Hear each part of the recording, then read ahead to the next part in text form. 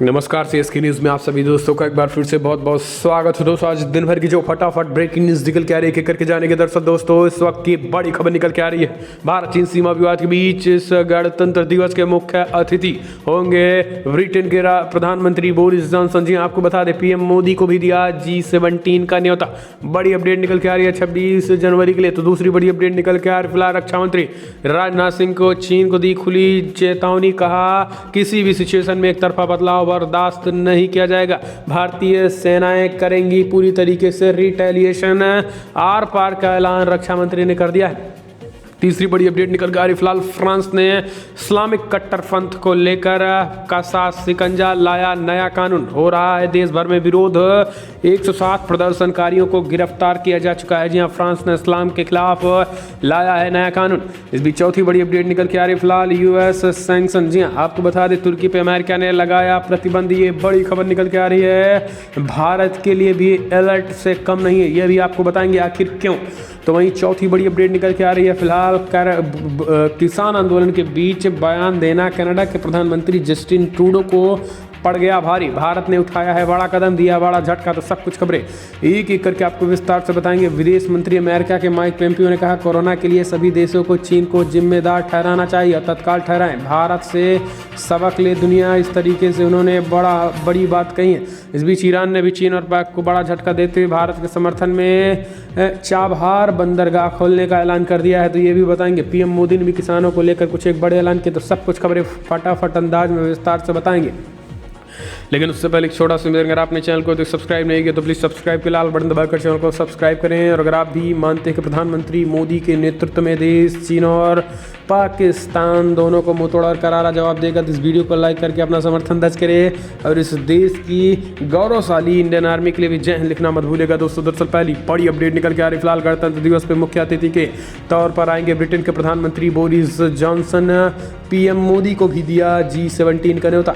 विदेश मंत्री एस जयशंकर ने ब्रिटेन के विदेश मंत्री डोमिनिक राब के साथ मंगलवार को मुलाकात के दौरान व्यापार, रक्षा, शिक्षा, पर्यावरण और स्वास्थ्य जैसे क्षेत्रों में सहयोग बढ़ाने को लेकर वार्ता की गई है। राव ऐसे समय में 3 दिवसीय भारत यात्रा पर आए हैं जब ब्रिटेन ब्रेक्जिट के बाद व्यापार समझौता करने के लिए यूरोपीय संघ के साथ जटिल वार्ता कर रहा है। राव 14 दिसंबर से 17 दिसंबर तक की भारत यात्रा पर आए हैं। वार्ता के दौरान विदेश सचिव ने बताया कि फिलहाल ब्रिटेन के प्रधानमंत्री बोरिस जॉनसन ने गणतंत्र दिवस पर मुख्य अतिथि के तौर पर शिरकत करने का निमंत्रण स्वीकार कर लिया है। वहीं इससे बड़ा सम्मान बताते हुए ब्रिटेन के प्रधानमंत्री मोदी को G17 शिखर सम्मेलन के लिए आमंत्रित किया गया है। उनकी मेजबानी ब्रिटेन करने वाला है। ब्रिटेन के विदेश मंत्री सचिव संग मुलाकात के बाद विदेश मंत्री जयशंकर ने कहा है कि गणतंत्र दिवस 2021 में मुख्य अतिथि के रूप में प्रधानमंत्री बोरिस जॉनसन की उपस्थिति एक तरीके से नए युग का प्रतीक होगी और यह हमारे संबंधों का एक नया चरण भी होगा। तो दोस्तों ये अच्छी खबर, हम चलते हैं अगले अपडेट लेते हैं। फिलहाल बड़ी खबर, रक्षा मंत्री राजनाथ सिंह ने चीन को दी खुली चेतावनी। कहा भारत की एकता अखंडता के साथ खिलवाड़ एक तरफा बर्दाश्त नहीं किया जाएगा। भारतीय सेनाएं मुंहतोड़ और करारा जवाब देंगी। पहले भी चीन को सबक सिखा चुकी हैं भारतीय सेनाएं। पूर्वी लद्दाख मेले से लंबे समय से जारी सैन्य तनातनी के बीच रक्षा मंत्री राजनाथ सिंह ने चीन की आक्रामकता को जिम्मेदार ठहराते हुए स्पष्ट कर दिया कि भारतीय सैनिकों के पराक्रम और साहस ने चीनी सेना को पीछे हटने पर मजबूर कर दिया है और आने वाले समय में भी अगर चीन इसी तरीके से बाज नहीं आया तो चीन के खिलाफ इससे भी बड़ा एक्शन हो सकता है। चीन को मुंहतोड़ और करारा जवाब मिल सकता है। आपको बता दें कि भारत एक के बाद एक चीन को एक करारा जवाब दिया है। इस बीच रक्षा मंत्री राजनाथ सिंह ने कहा है कि हमें किसी भी सिचुएशन में एक तरफा सीमा पर बदलाव मंजूर नहीं है। यानी एक तरफा बदलाव की सिचुएशन चीन के लिए खतरनाक साबित हो सकती है। हम चलते हैं अगले अपडेट। फ्रांस में इस्लामिक कट्टरपंथ को रोकने वाले बिल का विरोध, 107 प्रदर्शनकारी गिरफ्तार। फ्रांस की पुलिस ने 100 से ज़्यादा लोगों को हिरासत में ले लिया है। हिरासत में लिए गए इन प्रदर्शनकारियों पर ये आरोप है कि वो प्रस्तावित सुरक्षा बिल के खिलाफ तनावपूर्ण और कभी कभी उग्र प्रदर्शन कर रहे थे। पुलिस ने उन प्रदर्शनकारियों को निशाना बनाया है जिन पर पुलिस को ये संदेश था कि इन लोगों ने दुकानों और वाहनों में तोड़फोड़ की है और पिछले प्रदर्शनों में अधिकारियों पर हमला किया था। फ्रांस में नए सुरक्षा बिल का बड़े पैमाने पर विरोध शुरू हो गया है। बिल के खिलाफ हजारों लोग देश भर में हिंसक प्रदर्शन कर रहे हैं। इस बीच आपको बता दें कि इस्लामिक कट्टरपंथ को लेकर फ्रांस लगातार शिकंजा कस रहा है। उसी को देखते हुए एक बार फिर से इस्लामिक कट्टरपंथ को लेकर कड़ा हमला बोला है और नए कानून ला दिए हैं, कड़े प्रतिबंधित वाले कानून ला दिए हैं फ्रांस ने। तो आपको बता दें, आतंकवादी हमले के बाद फ्रांस एक के बाद एक ताबड़तोड़ एक्शन ले रहा है मुसलमानों, कट्टरपंथी इस्लाम मुसलमानों के खिलाफ। हम चलते हैं अगली अपडेट लेते हैं। फिलहाल बड़ी खबर, यूएस अमेरिका ने तुर्की पे लगाया प्रतिबंध। जी हाँ, S-400 रूस से S-400 मिसाइल सिस्टम खरीदने के मामले में अमेरिका ने तुर्की पे लगाया प्रतिबंध। अमेरिका ने रूस से S-400 मिसाइल सिस्टम खरीदने की वजह से सोमवार को तुर्की पे कई तरीके के प्रतिबंध लगा दिए। S-400 सतह से हवा में मार करने वाला मिसाइल सिस्टम है और इन प्रतिबंधों में मुख्य रूप से तुर्की की रक्षा खरीद एजेंसी प्रेसिडेंसी ऑफ डिफेंस को निशाना बनाया गया है। इस संस्था के कई अधिकारियों पर प्रतिबंध भी लगाए गए हैं। अमेरिका ने प्रतिबंधों का ऐलान करते हुए तुर्की को कहा है कि फिलहाल हमारे साथ तुरंत तालमेल बिठाकर इस मामले को सुलझाने का प्रयास करें। अमेरिका ने SSBC के अध्यक्ष इस्माइल दमीर, उपाध्यक्ष फारूक समेत कई अधिकारियों पर वीजा प्रतिबंध समेत कई तरीके के प्रतिबंध लगा दिए हैं। अमेरिकी विदेश विभाग ने बयान जारी कर विभिन्न धाराओं के तहत लगाए गए प्रतिबंधों का ऐलान कर दिया है। हम चलते हैं अपडेट। किसान आंदोलन में कनाडा के प्रधानमंत्री जस्टिन ट्रूडो का कूदना पड़ा भारी, भारत ने उठाया बड़ा कदम।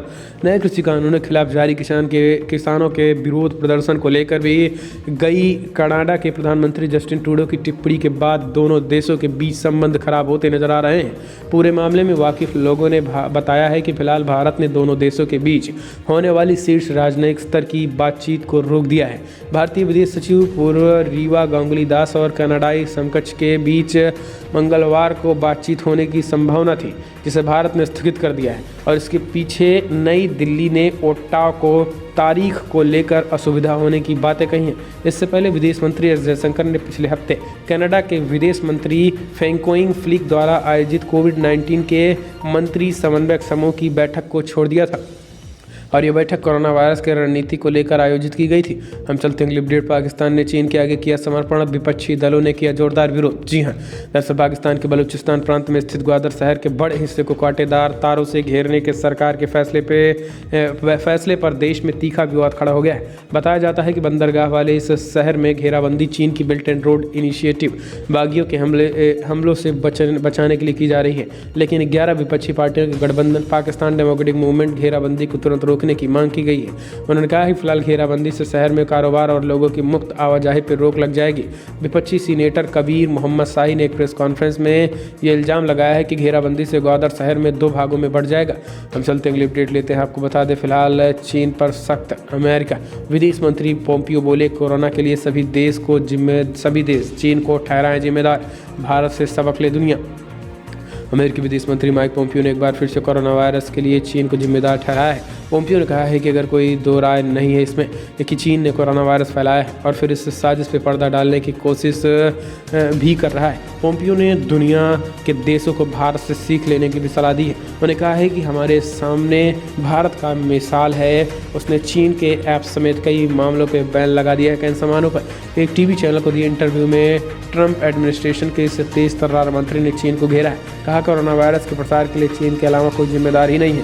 दुनिया के बाकी देशों को अमेरिका का साथ देना चाहिए ताकि हम मिलकर चीन की जवाबदेही तय कर सकें। हम चलते हैं अगली अपडेट लेते हैं। आपको बता दें, फिलहाल बड़ी खबर, पाकिस्तान व चीन को ईरान ने दिया बड़ा झटका। भारत के समर्थन में खड़े होते हुए चाबहार बंदरगाह को पूरी तरीके से भारत के लिए खोल दिया। जी हाँ, भारत, ईरान और उज़्बेकिस्तान की साझेदारी चाबहार बंदरगाह के व्यावसायिक व रणनीतिक उपयोग को नई दिशा देगी। ईरान के दक्षिणी तट पर स्थित यह बंदरगाह न सिर्फ पाकिस्तान व चीन के नापाक मंसूबों का जवाब है, बल्कि भारत व मित्र देशों के कारोबार को यूरोप तक फैलाने में अहम भूमिका भी निभाएगा। चीन ने पाकिस्तान के बलूचिस्तान प्रांत स्थित ग्वादर बंदरगाह के विकास में बड़ा निवेश किया है और ये चीन पाकिस्तान आर्थिक गलियारे का अहम हिस्सा भी है। पहले अफगानिस्तान व मध्य एशिया में जाने के लिए भारतीय जहाज़ों को पाकिस्तानी जल क्षेत्र से गुजरना पड़ता था, लेकिन ग्वादर के करीब स्थित चाबहार बंदरगाह ने इस अनिवार्यता को खत्म कर दिया है। मध्यकालीन यात्री अल बरूनी ने चाबहार को भारत का प्रवेश द्वार कहा था। चाबहार का अर्थ है चार झरने और ये गहरे पानी के बंदरगाह हैं जो मुख्य भूभाग से जुड़ा हुआ है। यह मौसम सामान्य रहता है और समुद्री रास्तों से पहुंचना आसान भी है। हम चलते अगली अपडेट लेते हैं। फिलहाल गुजरात के बीच किसान आंदोलन पर पीएम मोदी बोले किसानों को गुमराह करने की कोशिश में लगा हुआ है विपक्ष। जी हाँ, प्रधानमंत्री नरेंद्र मोदी आज गुजरात के एक दिन के दौरे पे हैं। कृषि किसानों के विरोध में जारी किसान आंदोलन के बीच विपक्ष के कृषक समुदाय के अलावा गुजरात के सिख किसानों से भी मुलाकात करेंगे। प्रधानमंत्री मोदी मंगलवार को गुजरात में कुछ व्यापक परियोजनाओं का शिलान्यास भी किया।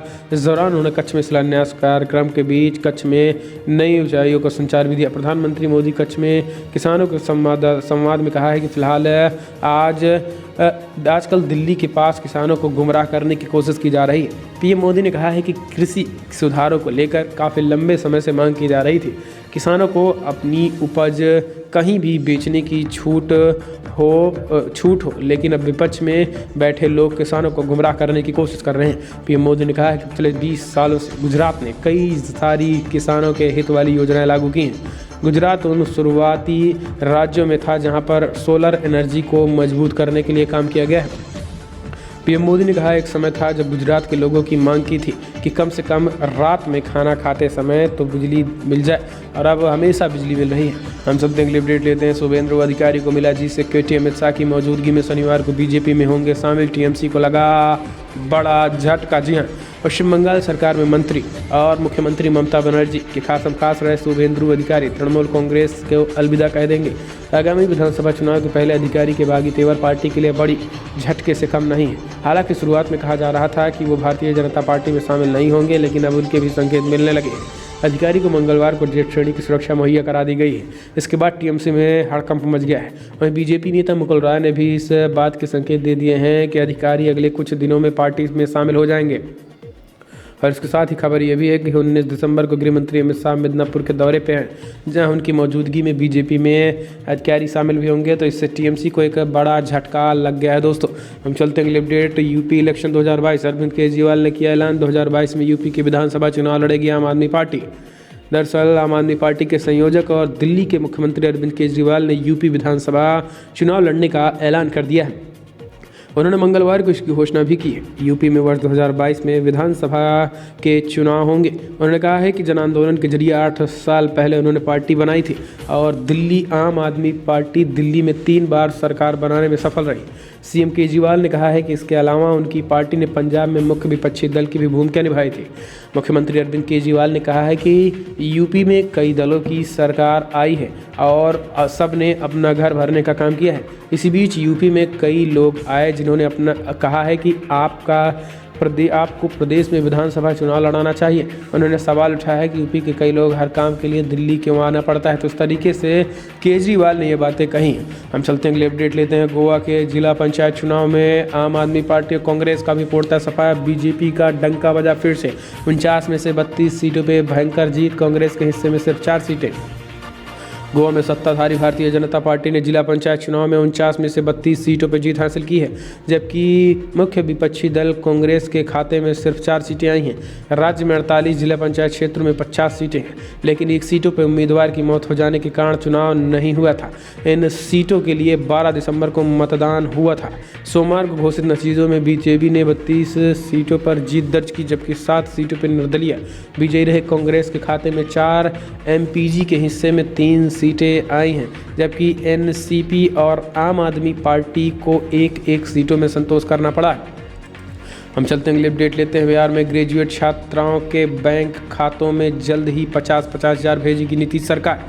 जी हाँ, दरअसल बिहार सरकार जल्द ही स्नातक पास छात्राओं के खाते में 50-50 हज़ार रुपये की राशि देने जा रही है। इसके लिए मुख्यमंत्री स्नातक बालिका प्रोत्साहन योजना के तहत लाभार्थियों के बैंक खातों में प्रोत्साहन राशि भेजने का प्रस्ताव तैयार किया गया है। मिली जानकारी के अनुसार अब बिहार सरकार के शिक्षा विभाग द्वारा तैयार किए गए प्रस्ताव को वित्त विभाग के पास स्वीकृति के लिए भेजा जा रहा है। इसके बाद इस प्रस्ताव पर कैबिनेट से मंजूरी ली जाएगी। और ये भी जानकारी सामने आई है कि इस बार पिछली बार की तुलना में 100 करोड़ रुपए से अधिक की राशि बांटी गई है। हम चलते हैं अगले अपडेट लेते हैं। यूपी के डिप्टी सीएम केशव मौर्य का तंज आप देख रही मुंगेरी लाल के हसीन सपने। यूपी के उप मुख्यमंत्री केशव प्रसाद मौर्य ने मंगलवार को दिल्ली के मुख्यमंत्री अरविंद केजरीवाल और उनकी पार्टी पर निशाना साधा है। केशव प्रसाद मौर्य ने तंज कसते हुए कहा है कि फिलहाल 2 करोड़ की आबादी वाली दिल्ली संभल नहीं रही है, अब 24 करोड़ की आबादी वाले यूपी को संभालने की बात करने वाले मुंगेरी लाल के हसीन सपने देख रहे हैं। उधर गोरखपुर सदर से बीजेपी सांसद और भोजपुरी स्टार रवि किशन शुक्ला ने भी आप पर बड़ा हमला बोला है। हम चलते हैं अपडेट लेते हैं। आपको बता दें फिलहाल बड़ी खबर निकल के आ रही है दोस्तों, किसान आंदोलन से प्रतिदिन हो रहा 3500 करोड़ रुपए का घाटा, एसोचैम का बड़ा खुलासा। जी दरअसल किसानों का आंदोलन लगातार 20वें दिन जारी रहा।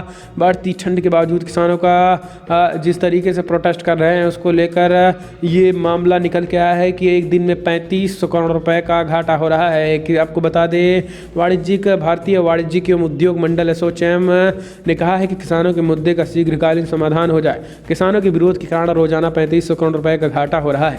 इससे पंजाब, हरियाणा और हिमाचल प्रदेश जैसे अर्थव्यवस्थाएं पूरी तरीके से प्रभावित हो रही हैं। हम चलते हैं अपडेट। कोरोना के कारण नहीं होगा संसद का शीतकालीन सत्र, जनवरी से होगा बजट सत्र। जी हाँ, दरअसल कोरोना वायरस महामारी और कृषि कानून को लेकर जारी किसानों के आंदोलन के बीच संसद का सत्र जल्द ही शुरू हो सकता है। केंद्रीय संसदीय मंत्री प्रहलाद जोशी द्वारा कांग्रेस के नेता प्रतिपक्ष अधीर रंजन चौधरी को लिखे पत्र के अनुसार सरकार जनवरी से बजट सत्र को शुरू कर सकती है। लोकसभा में कांग्रेस के नेता और अधीर रंजन चौधरी को लिखे एक पत्र में केंद्रीय संसदीय कार्य मंत्री प्रहलाद जोशी ने कहा है कि सर्दियों का महीना कोविड-19 के प्रबंधन के लिहाज से बेहद अहम है, क्योंकि इसी दौरान कोरोना के मामलों में वृद्धि दर्ज की गई है। खासकर दिल्ली में भी अभी हम दिसंबर मध्य में हैं और कोरोना का टीका जल्द आने की उम्मीद जताई जा रही है। हम चलते हैं अपडेट लेते हैं। कर्नाटका विधान परिषद में भयंकर बवाल, कांग्रेस एमएलसी ने उपाध्यक्ष की कुर्सी से भी खींच लिया है। जी हाँ, ये बड़ी खबर निकल के आ रही है। दरअसल गौ हत्या के मामले में कानून बनने के बाद कांग्रेसियों में हड़कंप मच गया है और लगातार विरोध कर रहे हैं ये देश विरोधी। दरअसल कर्नाटका विधान परिषद के एक दिवसीय विशेष सत्र का मंगलवार को आखिरी हंगामे की भेंट चढ़ गया है। सदन के उपाध्यक्ष और जनता दल सेकुलर जेडीएस के नेता ने कांग्रेस के अध्यक्ष के प्रताप चंद्र शेट्टी की कुर्सी पर कब्जा कर लिया है। हालांकि बीजेपी सदस्यों द्वारा पूर्व में पारित किए गए अविश्वास प्रस्ताव की आवश्यकता पर बहस जारी रही। इसी दौरान कांग्रेस एमएलसी को जबरन उपाध्यक्ष को हटाते हुए देखा गया। इस घटना के बाद शेट्टी ने सत्र को अनिश्चितकालीन के लिए स्थगित कर दिया है। लेकिन सबसे बड़ा सवाल कि आखिर ये कांग्रेस के गुंडे किस तरीके से विधान परिषद में किस तरीके से कब्जा कर रहे हैं। और आपको बता दें कि यहाँ पर हड़कंप मचा हुआ है। हम चलते हैं अगले अपडेट लेते हैं। आपको बता दें फिलहाल बड़ी खबर निकल के आ रही है दोस्तों, अगले 20 सालों में दुनिया की टॉप 3 इकॉनमी में होगा भारत, मार्क जुकरबर्ग से बोले मुकेश अंबानी। रिलायंस इंडस्ट्रीज के चेयरमैन मुकेश अंबानी ने फेसबुक के सीईओ मार्क जुकरबर्ग के साथ हुई एक वर्चुअल मीटिंग में कहा है कि फिलहाल अगले 20 सालों में भारत दुनिया की टॉप 3 इकॉनमी में शामिल होगा। वहीं मार्क जुकरबर्ग ने कहा है कि फिलहाल भारत ने उन्हें काफ़ी भरोसा है। आपको बता दें कि भारत में जियो और व्हाट्सएप की यूजर्स की संख्या करीब बराबर 40 करोड़ है। भारत हमारे लिए बहुत ही खास और महत्वपूर्ण देश है। अपने दोस्तों और परिवार के साथ कनेक्टेड रहने के लिए यहाँ लाखों लोग हर दिन हमारे उत्पादों का इस्तेमाल करते हैं, चाहे वो व्हाट्सअप हो या फिर फेसबुक हो, फिर इंस्टाग्राम ही क्यों ना हो। इस तरीके से उन्होंने कहा है कि हम जल्द ही भारत को दुनिया की तीसरी सबसे बड़ी इकोनॉमी के रूप में बनते हुए देख रहे हैं अगले कुछ ही दिनों में। हम चलते हैं अगले अपडेट। पश्चिम बंगाल चुनाव आयोग पहुंची हिंसा का मामला, भाजपा ने की आचार संहिता लागू करने की मांग। जी हाँ, दरअसल पश्चिम बंगाल में ममता की मुश्किलें बढ़ती नजर आ रही हैं। पश्चिम बंगाल में अगले साल विधानसभा चुनाव होने वाले हैं, ऐसे में राज्य का सियासी पारा भी चढ़ गया है। हाल ही में बंगाल में प्रचार करने पहुंचे भाजपा अध्यक्ष जेपी नड्डा के काफिले पे पथराव भी किया गया था। वहीं बंगाल में कानून व्यवस्था को लेकर भाजपा नेताओं के प्रतिनिधिमंडल ने मुख्य चुनाव आयुक्त से मुलाकात की। प्रतिनिधिमंडल ने राज्य के हालात कश्मीर से भी बदतर बताते हुए राज्य में जल्द से जल्द आचार संहिता लागू करने की मांग की है। तो पश्चिम बंगाल में दोस्तों आपको बता दें भाजपा प्रतिनिधिमंडल का नेतृत्व राज्यसभा सांसद स्वप्न दास गुप्ता से मुलाकात की। और इस बीच चुनाव आयोग को मिलने के बाद ममता बनर्जी की मुश्किलें भी बढ़ती नजर आ रही हैं। तो दोस्तों फिलहाल आज की बड़ी खबर उतना है, लेकिन अगर आपको वीडियो पसंद आया तो लाइक करें, शेयर करें, कमेंट के माध्यम से आप अपनी राय देना ना भूलें। इस वीडियो उतना ही। जय हिंद, वंदे मातरम।